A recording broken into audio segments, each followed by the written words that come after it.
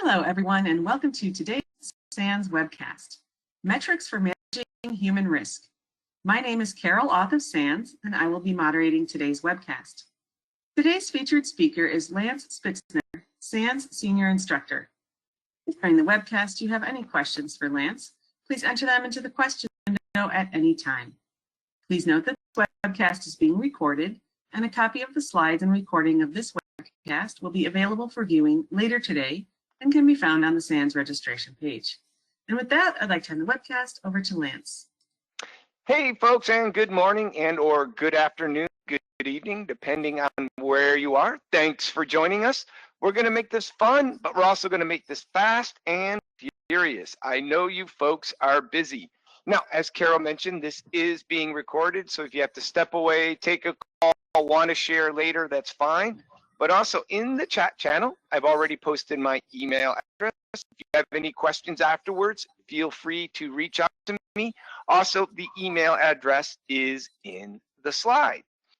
Now, as Carol mentioned, we're going to be talking about metrics today. A big part of organizations is managing their human risk. And if you're going to manage human risk, we need to measure that human risk. So that's what we're going to be doing today. What we're showing you is actually a section from the 2-day Management 433 course. It's called the Managing the Human Risk course. And this is one of the most popular sections from that 2-day class. So I thought it would be fun to take a part of the metrics section and share it with you today. So that's what this is all about. So first, just real briefly about myself. My name is Lance Spitzner. I am a director at SANS Security Awareness, so that means my job and passion is helping organizations around the world manage their human risk. I've been in cybersecurity for almost 25 years. The first half, I was really focused on the technical side. So if anybody wants to geek out later, happy to geek out. But really, about 10 years or so, I've been focused on the human side. That's where I feel passionately we can make the biggest difference. And that's why I wanted to really focus on the metrics today, because that's one of the biggest things I'm commonly asked, and it's a big challenge a lot of people face. Hey, we've got a security awareness program. We're trying to manage our human risk. How do we measure our impact? How do we know if we're making a difference? So that is what today's short little webcast is all about. So my goal is for you to be able to take what we learned today and start applying it tomorrow to you and your organization. All right, so with that said, let's go ahead and jump right in. Now, first, what we're going to do is discuss something called the maturity model. This is from that class, and it helps organizations better understand where their program is, where they want to take it, and how it compares to others. The maturity model was developed by over 200 awareness professionals 10 years ago to really visually give them a tool to map their program.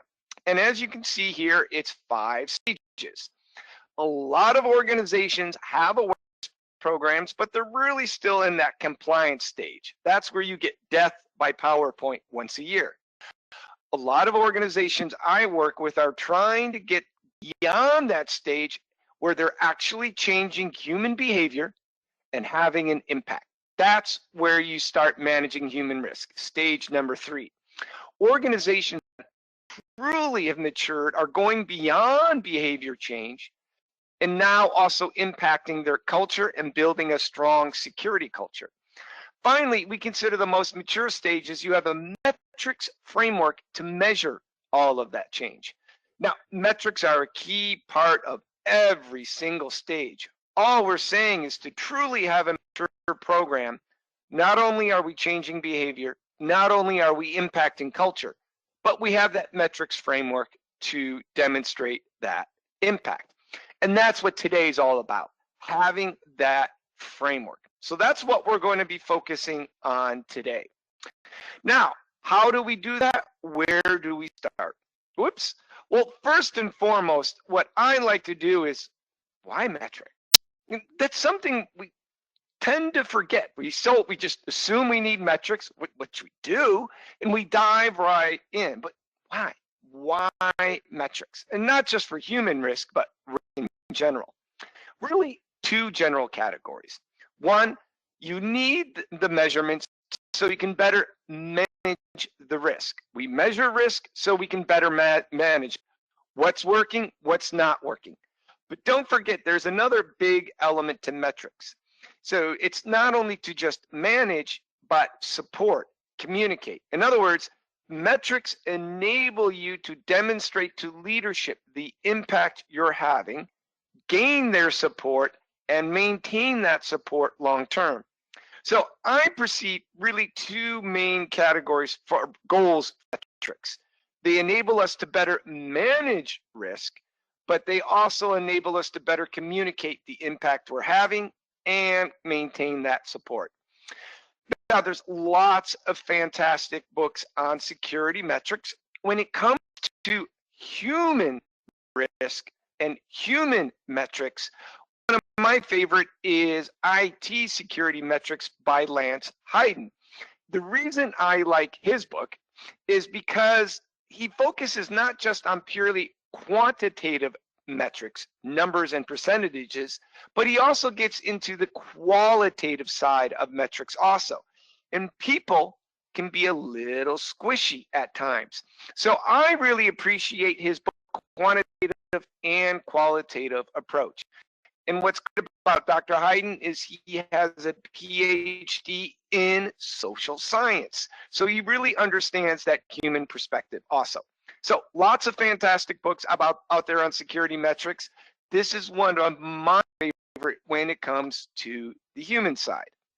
Now, before we dump into the operational tactics of how, let's start off with a couple of key strategic concerns or ideas about human metrics.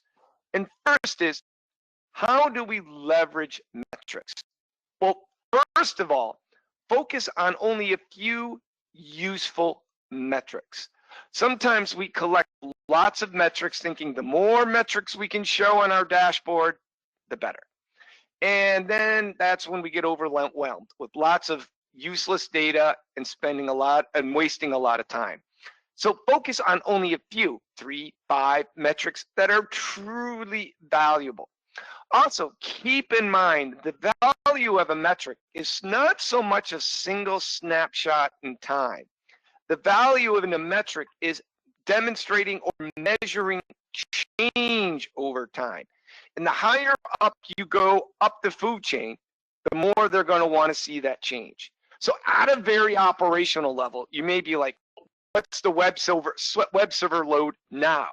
But when we start getting into senior leadership, what's that change over weeks? Executives change over quarters. Board of directors tend to want to see change over years.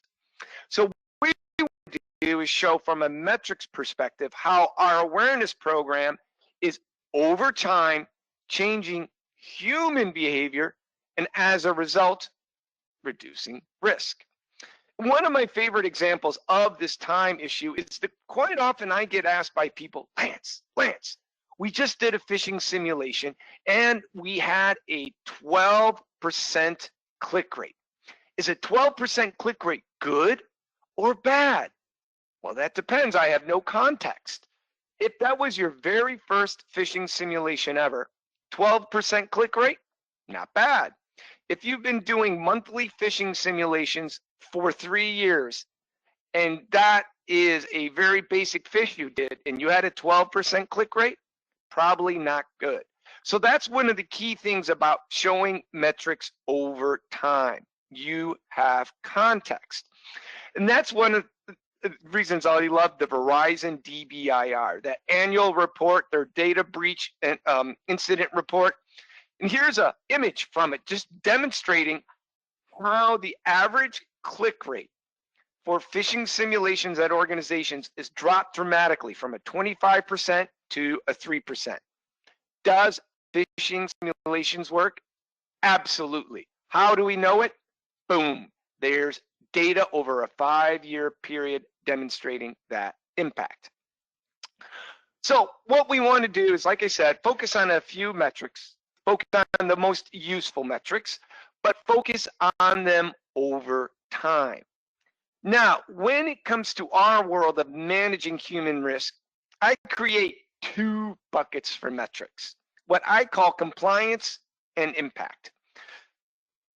When a security awareness team tells me they have metrics, I get all excited and I ask, okay, cool, what are you measuring? And quite often it's something like, well, 87% of our staff has taken the training. We had 8 lunch and learns last year, 3 newsletters, and 4 webcasts. That's fantastic. Did you have an impact? A what? Did you change behavior? Have we reduced risk?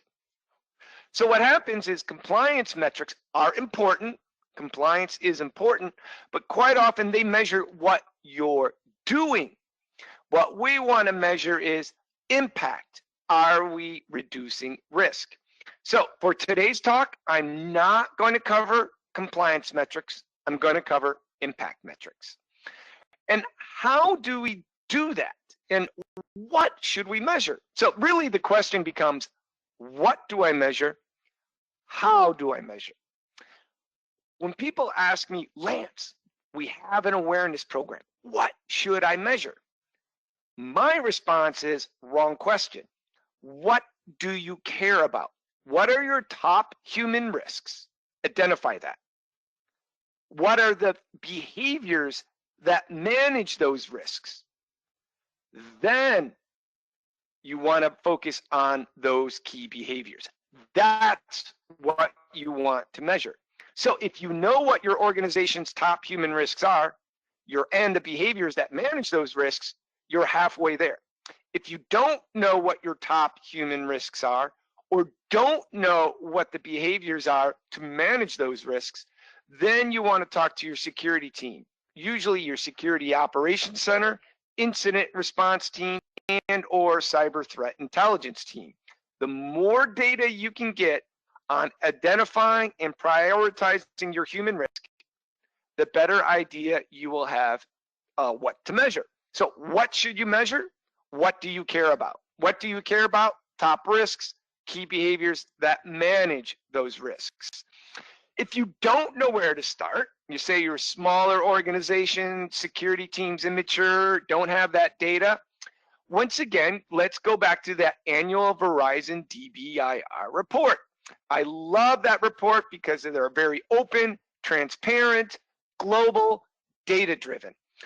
And when you look at the most recent Verizon DBIR, what are the biggest drivers for breaches at a global level? Well, based on almost 3,000 breaches that they analyzed for the 2020 report, the first 2 biggest things they identified, the top 2 drivers, were phishing and passwords. So, Lance, what should I measure? What do you care about? Well, according to the Verizon DBIR, it looks like 2 of the biggest risks to organizations are phishing attacks and passwords. Passwords, reusing passwords, password stuffing, things like that. So what ends up happening is those are the risks you should probably start with, and then the behaviors around managing those risks.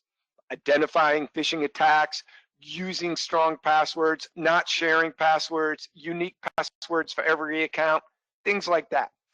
Now, what I love about the Verizon DBIR, and unlike most other security reports, Verizon DBIR does not just focus on threat actors and bad guys attacking organizations with deliberate or malicious intent. They also look at human error. That's right. Over 20% of breaches at a global level, 20% of breaches are results of human error. The 2 most common drivers of human error are autocomplete and email. You intended to email Sarah in financial with the finances, but because of autocomplete in email, you end up emailing Sarah, your kid's basketball coach. But the other one is the cloud. This is becoming a huge driver of breaches nowadays, where developers and IT admins have all sorts of sensitive data they're putting to the cloud, and because of a misconfiguration, what they thought was secured and locked down, publicly available. So don't forget about accidental as a big, big risk. So anyways, what I just wanted to show you is if you don't know what your human risks are, there are other resources, but if you still don't know what your top human risks are, you won't know what to measure. So what? Start with your top human risks, behaviors that manage those risks.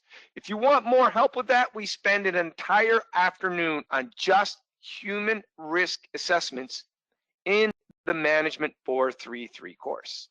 But I'm going to assume you know what your top human risks are and you know the behaviors to help manage them. Then the question becomes, Lance, how do I measure those behaviors?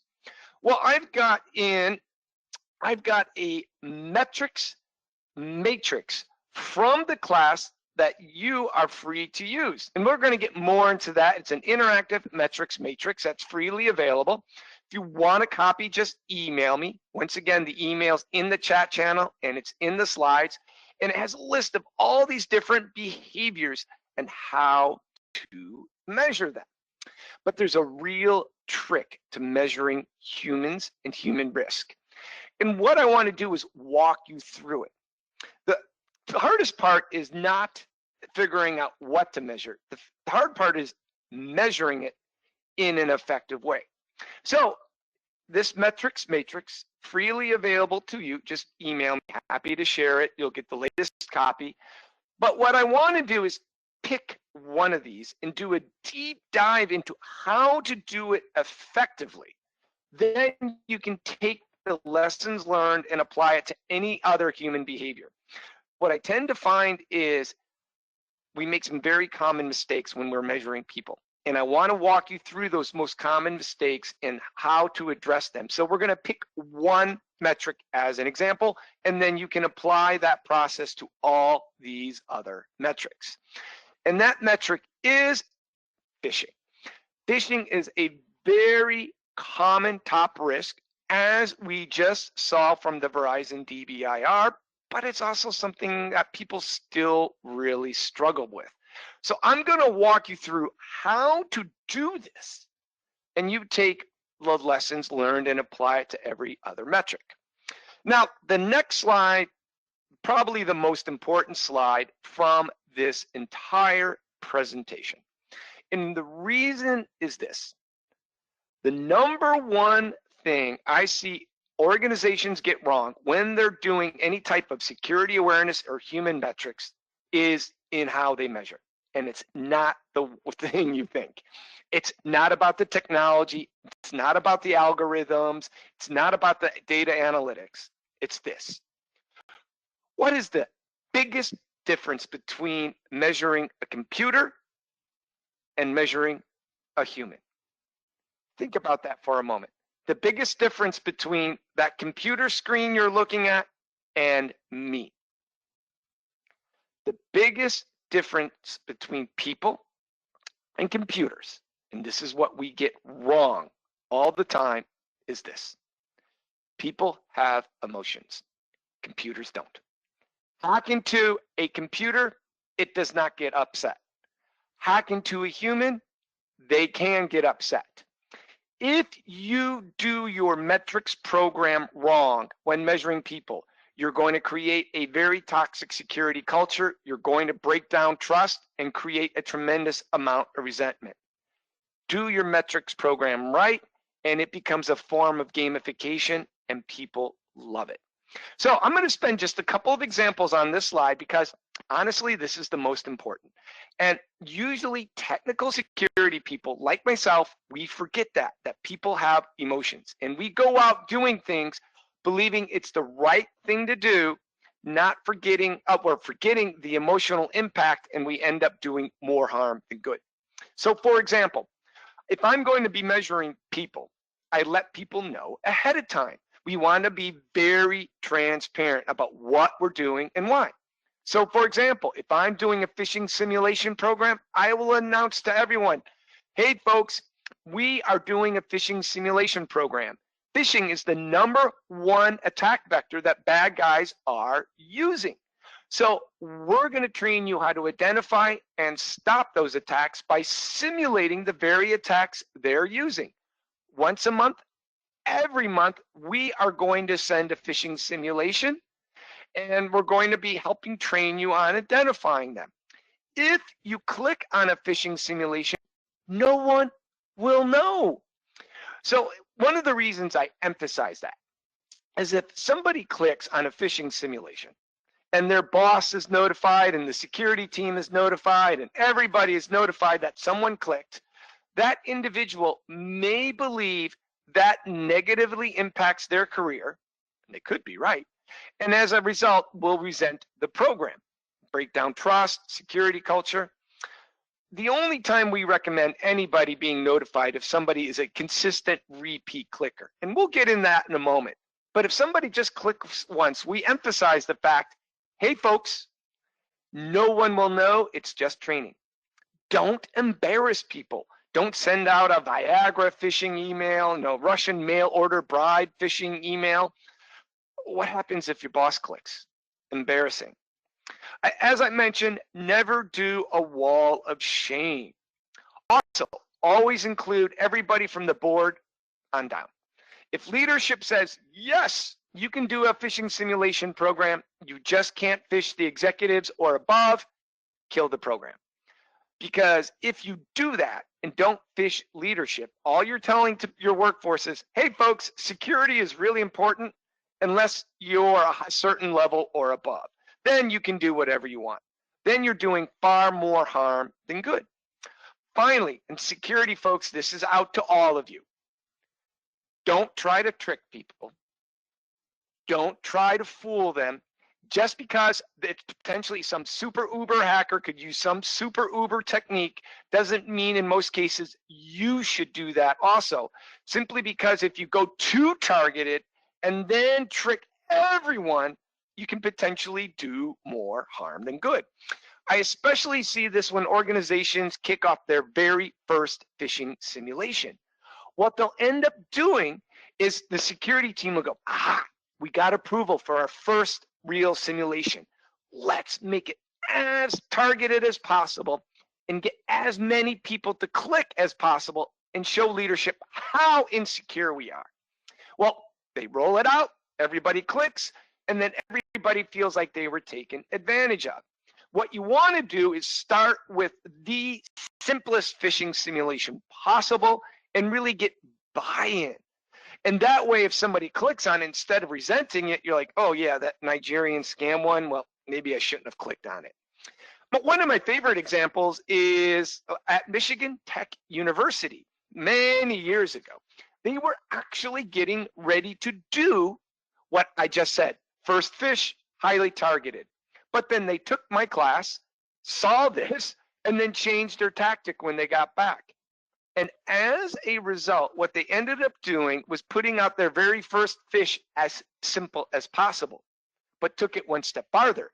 They actually announced to the entire university saying, hey folks, we're going to do our first phishing simulation next Thursday.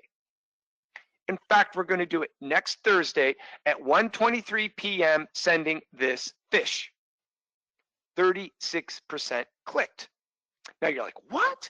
Well, keep in mind, people read the warning and then 5 minutes later they forget. Next Thursday, they fall victim. But instead of saying the security team took advantage of me, they're like, oh, yeah, okay, you guys warned me and I still clicked on it. Yeah, maybe I should start taking this seriously, start training. It's all about that emotional buy-in. If you go in gently and go in with the approach, we're here to train and enable and make you stronger and better and work with you. Not only are we changing behavior, but you're building trust. There are many, many examples of this going wrong. I just saw another incident happen just a couple of days ago, especially during COVID-19, when everybody's senses of emotion are very raw. Here's a very classic example, happened last year, late last year, September 23rd of last year, in my hometown of Chicago. The Chicago Tribune did a phishing simulation. Not a problem. We should all be doing them.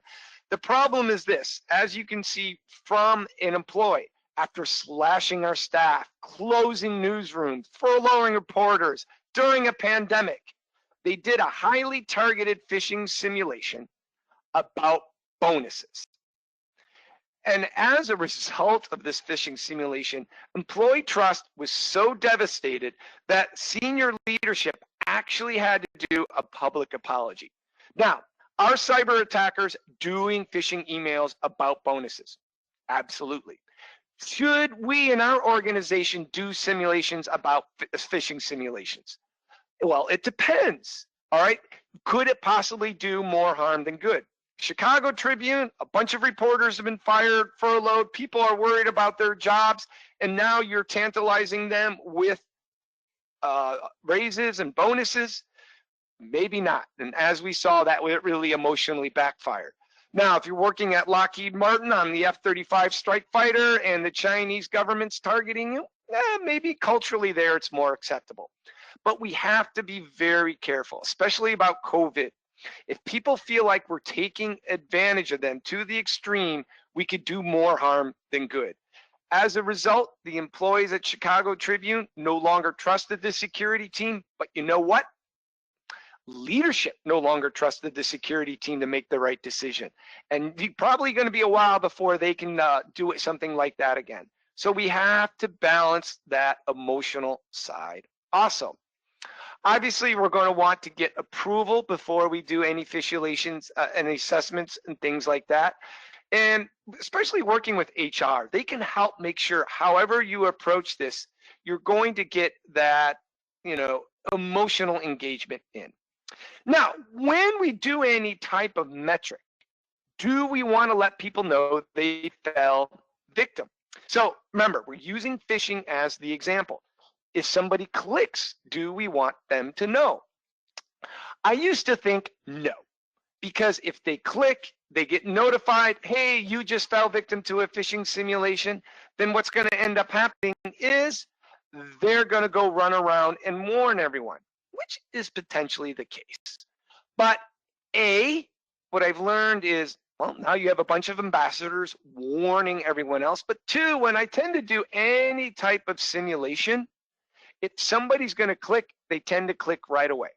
So if I fell victim, I got this warning, and then I got up and started warning people or going to Slack or calling people. By the time I notified others, if they were going to click, they clicked anyways. Also, most phishing vendors, and I recommend going with a phishing vendor, they've got the templates and the technology fully baked. Most phishing vendors have staggering options. So if you're going to phish 1,000 people and you hit click, not all 1,000 phishing emails get sent right away, maybe 100 each hour. So if I fall victim and then I turn to say, Sarah, don't click on that phish. Sarah's like, what email? She gets it 3 hours later and then clicks. The value really of notifying them is you're turning a metric into also a training opportunity. One of my favorite examples of this comes from BJ Fogg. BJ Fogg is a brilliant PhD researcher into the world of behavior and behavior management. A lot of security professionals already know him. And he's come up with the behavior model, behavior camp, he's out of Stanford, fantastic. Highly recommend anything by BJ Fogg. He has a 2-day training camp that I was fortunate enough to attend, and he brought up a key point. The more emotional we make a learning event, the more likely people will change behavior. And he said there's a misconception you have to tell people 10, 15 times before they change behavior. And he said, that's not true. Example, let's say you're camping out in the woods with some friends. Say you're visiting the national parks and you wake up on a gorgeous Saturday morning. The sun is out, it's a crisp day, and you and your friends decide to go on a short hiking trip. And you're all excited to try out your new hiking boots. So you strap on your first boot and lace it up tight, strap on your second boot and spoof, there's this big hairy spider in that boot and you've just smeared it all over the inside. That is very emotional, very visceral. As a result, after that, you're going to change behavior. Anytime you put on your boots, you're going to look, shake, whatever. But one incident, because it was emotional, you change behavior. Kind of like when you're a little kid and you touch that hot object, you learn quickly. But a lot of ways, this can be very emotional. The very first time you fall victim to a phishing simulation, you get that message, you're like, whoa, wow. And quite often, people can often remember which phish it was they fell victim to the first time.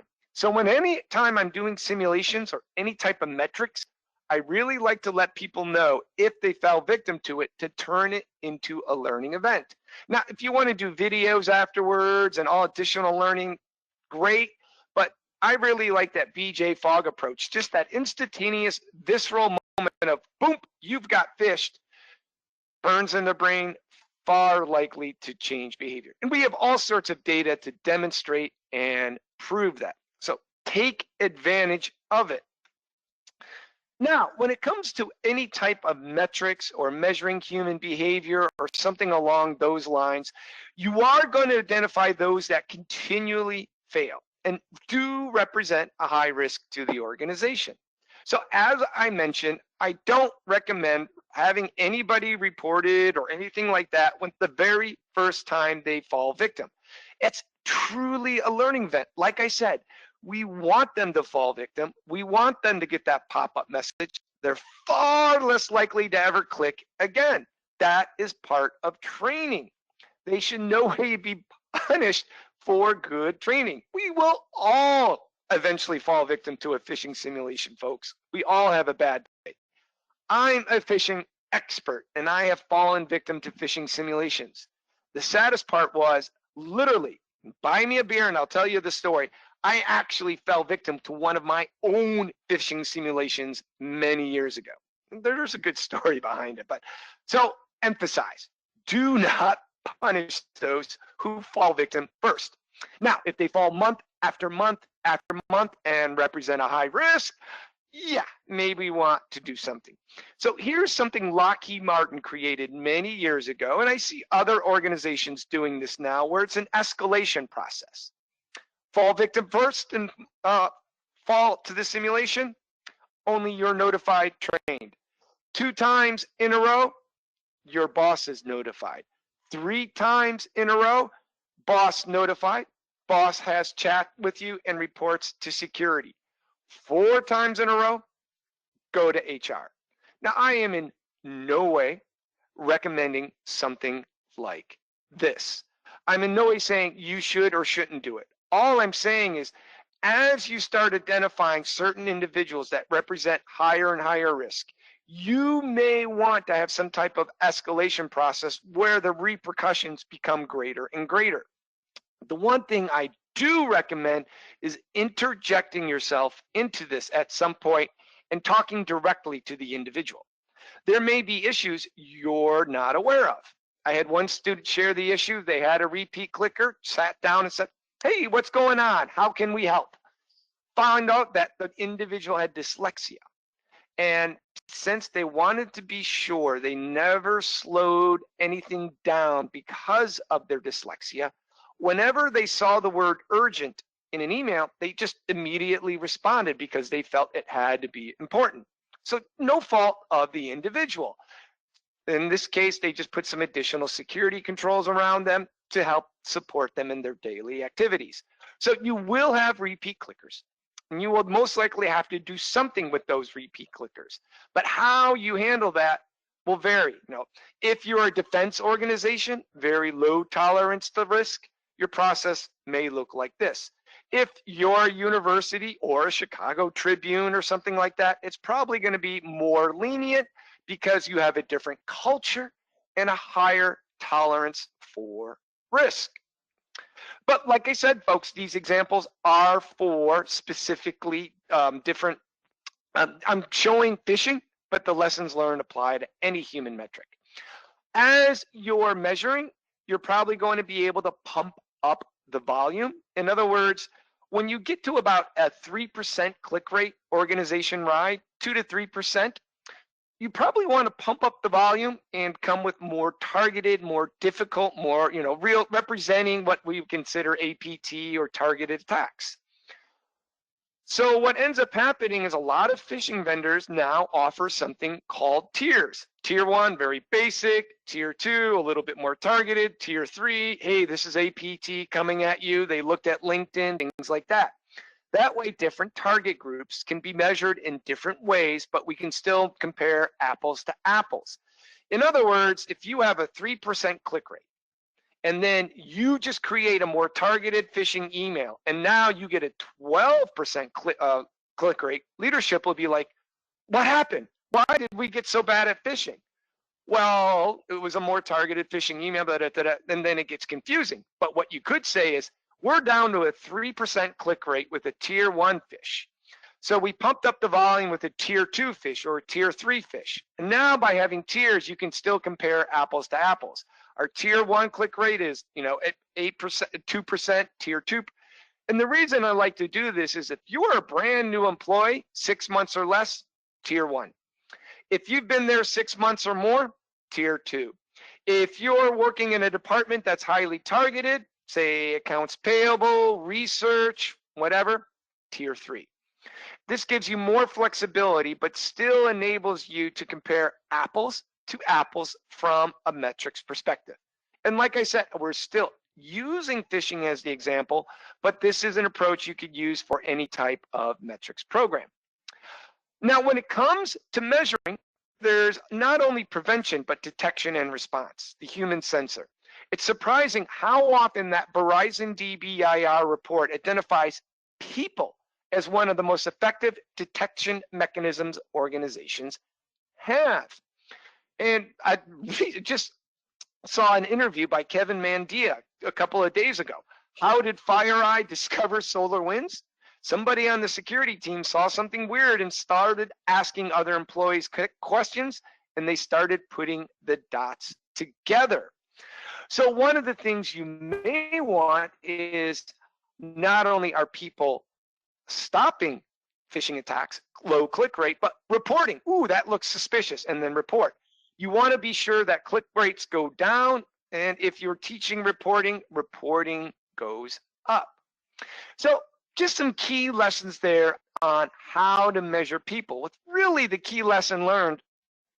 Emotion. But when it comes to human metrics, keep in mind, you may not need to measure anything because you're already collecting a lot. So you probably have perimeter defense technology showing you what websites people are going to, what are people downloading, maybe DLP, data loss prevention, about, hey, what emails are going out with sensitive data that shouldn't. Remember autocomplete in email? So I've borrowed this slide with permission from Masha Sadova at Elevate Security, and I love what she's done here from a metrics perspective, and don't try to reinvent the wheel. Pick up the phone, call the IT operations folks, call the security operations center. Hey, what data do you have? What could I know? What could I measure about people? Or instead of asking what do they have, tell them what you want. Call up DLP. Hey, I need the data on how often or how many emails every month are leaving us that have sensitive data that shouldn't. HR, policy violations. Talk to the AV folks. Hey, how often are we getting infected? As those click rates go down, your infection rates should hopefully go down also. So key part with metrics is not only what to measure, but hey, you may already have the data. All it takes is one phone call to get that data. Also, we've been talking a lot about behavior. Security awareness programs manage human risk by changing behavior. So if we want to know if our awareness program is having an impact, we measure behaviors like phishing, like passwords, things like that. But as you go up the food chain with leadership, they may not so much care about are we changing behavior, but are we managing risk? Are we reducing risk? And I consider those more strategic metrics. In other words, okay, fewer people are clicking on links, people are using stronger passwords, people are being better about checking the email address before hitting send, but is that having a reduction in risk? Well, is the number of incidents dropping. Is the bad guys' dwell time dropping? That's a really key metric. I'm stealing from Richard Beatlick, which I love the whole idea of the shorter the bad guys' dwell time, the less damage they can cause. In other words, are we reducing it from months to weeks to days to hours? It's what made SolarWinds so damaging. We're talking months of bad guy dwell time. Not good. If we can teach people to be human sensors, we can reduce that dwell time.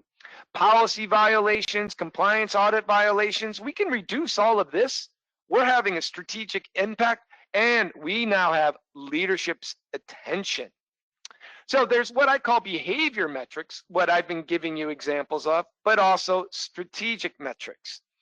Now, I know I've dumped a lot on you. We've had short time, but I just want to remind you folks, we have that interactive human metrics matrix, which I'm happy to share with you. It's just a spreadsheet with lots of detailed examples of different things to measure, how, when, why, how to use them, all part of the Management 433 class. But once again, happy to give a copy to anyone who would like. And once again, here's my email address in the chat channel. Now, I would love to spend a lot more time on metrics. I've got a huge number of stories. We didn't even get into how to present the metrics once you've collected them. But I do want to be sure we have time for Q&A. We've got about 15 minutes left. So once again, just want to emphasize, that's my email address. Would love to hear from you. If you're interested in learning more about building mature awareness programs, changing behavior, and managing human risk, there's the Management 433 SANS course, 2 days. But for those of you that are more experienced, more advanced, or looking to really mature your security program, for security leaders, we have the 5-day security culture course, Management 521. And there's links where you can learn more in below. So what I'm going to do now is this, let's go ahead and see if we have any questions. Carol, I'm not sure if you're able to join in, but any questions I should be covering? Hi, Lance. Yes, I am here. The first question asks, in the 433 and 521 courses, we touched on the survey. Have you experienced any pushback from higher-ups when trying to deploy? For example, HR or IT, how were you able to sell it in order to get the culture? So this came pretty early on, so you may have covered a little bit of this, but go ahead. Sure. So just a couple of things, folks. I see some of the questions. Yes, this is being recorded. Yes, you'll get access to the slides if you're subscribed for it, and happy to share with you. So the survey. So one of the things people ask is, Lance, how do we measure security culture? We've talked a lot about behavior, but how do we measure culture? Well, how do we measure culture? The same way anyone else would measure culture. Say if they want to measure, do we have an innovative culture? Do we have an empathetic culture? Diverse culture? Surveys. Surveys are a scientifically proven way to measure what people are thinking. That's, once again, I actually get quite a bit of that from Dr. Hayden, his book, IT Security Metrics. He also wrote a book called People-Centric Security. So first of all, if you're interested in what a security culture survey can look like, happy to share one also. That comes from the Management 521 course. But if you want, happy to send you the survey. Now the question was, how do you get that out there? That can be tough.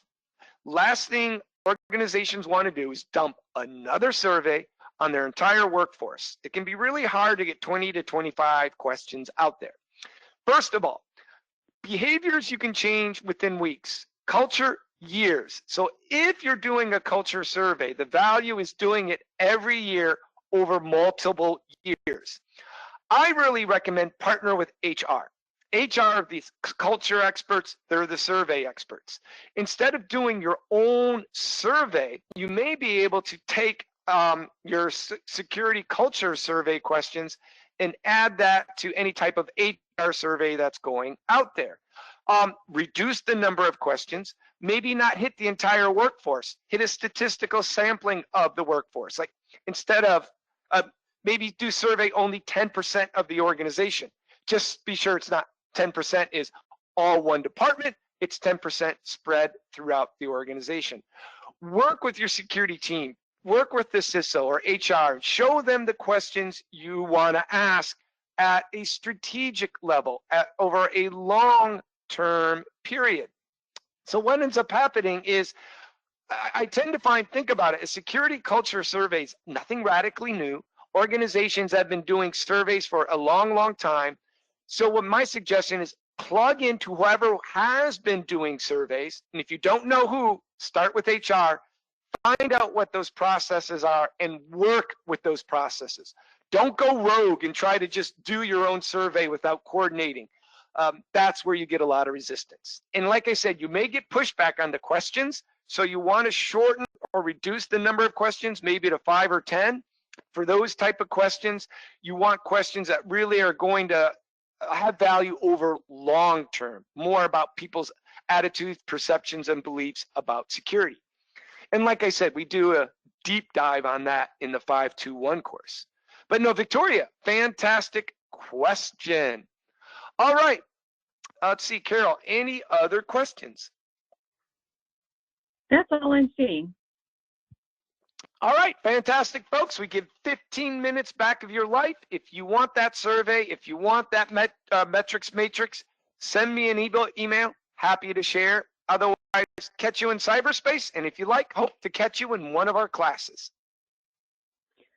All right. Well, thank you so much, Lance, for your great presentation, which helps bring this content to the SANS community.